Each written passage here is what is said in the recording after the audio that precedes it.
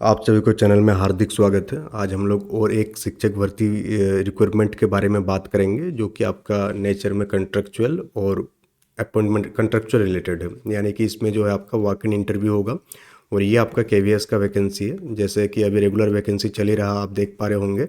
साथ ही साथ केवीएस हर साल क्या करता है कि हर एक स्कूल में पैनल तैयार करता है। और ये पैनल का काम क्या होता है, जैसे कि आप इंटरव्यू देंगे, इंटरव्यू देने के बाद जितने भी बच्चे शॉर्ट लिस्टेड होगा उसका एक पैनल तैयार किया जाएगा।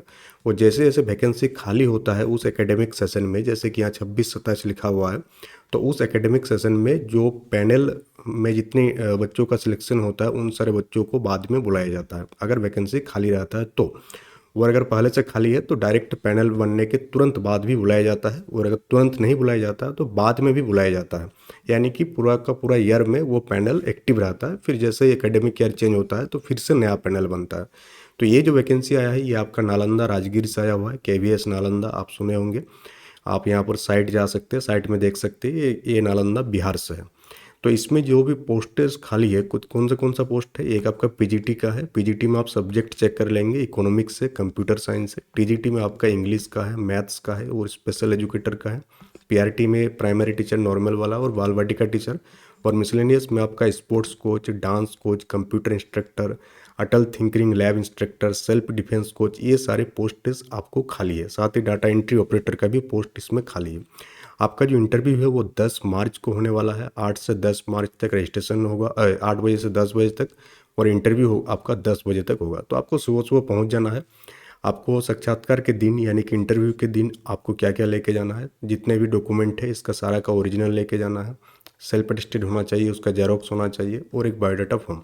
तो बायोडाटा फॉर्म ये आपको दिख रहा होगा, यही बायोडाटा फॉर्म आपको लेके जाना है। इसका प्रिंट आउट आप निकाल लीजिएगा। फिर यहाँ पर आपको लिखना है कि कौन सा पोस्ट के लिए आप अप्लाई कर रहे हैं। तो जैसे आप पीआरटी के लिए अप्लाई कर रहे हैं, डेट लिख दीजिएगा जिस दिन आप इंटरव्यू देने जा रहे हैं। यहाँ पर आपका नाम हो जाएगा, आपका कौन सा नाम है, आपका फादर्स का नाम, डेट ऑफ बर्थ आपको लिखना है, कौन सा बिलोंग करते हैं आप, मेल या फीमेल कैटेगरी से।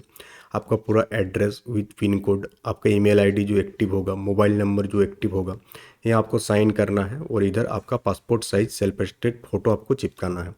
अगर हम लोग एकेडमिक क्वालिफिकेशन की बात करें तो आपको 10th का नहीं डालना है, आपको इंटर से डालना है। कंप्लीट नेम कौन सा, जैसे आईएससी किए है कि आईए किए है, कौन सा बोर्ड या यूनिवर्सिटी से किए हैं आप, किस साल आप पास किए हैं, कौन कौन सा सब्जेक्ट था, मैक्सिमम मार्क्स कितना था, उसमें से आप मार्क्स कितना एलोटेड किए आप, फिर उसका परसेंटेज कितना होता है, फिर परसेंटेज इन सब्जेक्ट कंसर्न्ड लिखा हुआ है। तो ये जो होगा ना सब्जेक्ट कंसर्न्ड, ये केस होगा अगर पीजीटी है। पीजीटी की हिस्ट्री में उसमें बहुत सारे रहता है सब्जेक्ट। ग्रेजुएशन में अगर हम लोग बात करें तो एक होता है ओवरऑल परसेंटेज जनरल पेपर का, और एक ऑनर्स पेपर का, तो उसके लिए ये वाला होगा आपका। फिर duration of the course, course कितने महीने का था आपका। ग्रेजुएशन में भी सेम सारी चीज़ें डालना है। फिर अगर आप बेसिक ट्रेनिंग किए, डीएलएड किए है, बीएड किए है, उसका सारा डिटेल डालना है। फिर सीटेट, सीटेट आप किस ईयर में पास किए हैं। सीटेट के बोर्ड में तो सिंपली सीबीएसई लिख सकते हैं आप, सीटेट सीटेट भी लिख सकते हैं आप, सीबीएसई लिख सकते हैं आप। फिर सीटेट में कितना मार्क्स आप गेन किए हैं, इन सारी चीज़ों को आपको यहाँ पर मेंशन करना है। फिर अगर आपके पास टीचिंग एक्सपीरियंस है, कहीं पर पढ़ाने का अनुभव है, तो कौन सा पोस्ट था, उस इंस्टीट्यूट का नाम, किस बोर्ड से वो एफिलेटेड था, कब से कब आप वहाँ पर सर्विस दिए हैं, कितना दिन या कितना महीने के लिए आप सर्विस किए थे, आप कौन कौन सा सब्जेक्ट एंड क्लास आप टॉट किए थे, और सैलरी आपको कितना मिलता था। फिर यहाँ लिखा हुआ है कि आप इंग्लिश और हिंदी दोनों मीडियम में एबल है कि नहीं पढ़ाने के लिए, तो इसको तो यस करना ही है। और इन सारे के इसके साथ जो है आपका सारे डॉक्यूमेंट्स हैं अटैच करना है। फिर यहाँ पर लिखा हुआ है एक डिक्लेरेशन फॉर्म भी दिया हुआ है। डिक्लेरेशन में क्या क्या लिखा हुआ है कि I am an Indian national, जितना ही प्रोविज़न आप पढ़ चुके हैं, फिर all the statement is correct, सही है, आई फुलफिल द एलिजिबिलिटी, वही सब चीज़ कि आपसे फिर से पूछा जा रहा है कि आप सारी चीज़ सही भरे हैं कि नहीं भरे हैं। फिर यहाँ पर चेकर का है, ठीक। तो ये सारी चीज़ें आपको देखने को मिलेगा। तो इसी प्रकार के वैकेंसी रिलेटेड अपडेट और एग्ज़ाम्स की तैयारी के लिए आप एग्जाम नैनो को सब्सक्राइब कर लीजिएगा, वीडियो को लाइक कीजिएगा, शेयर कीजिएगा, ताकि मोटिवेशन बना रहे। और आज ही जो है डीएवी को लेकर के कुछ वीडियोज डाले हैं आज ही के सेशन में। आप इससे पहले के 2 वीडियोज आप देखेंगे तो वो डीएवी रिलेटेड है।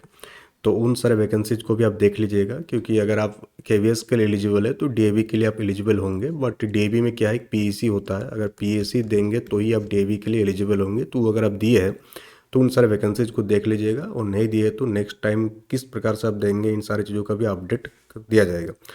और इसके साथ ही जो भी चीज़ पर आपको डाउट है उस पर अगर आप वीडियो चाहते हैं तो कमेंट बॉक्स में कमेंट करके बताइएगा, उस रिलेटेड वीडियो आपको तैयार करके प्रोवाइड करा दिया जाएगा। तो that's all for today, thank you for attending the session.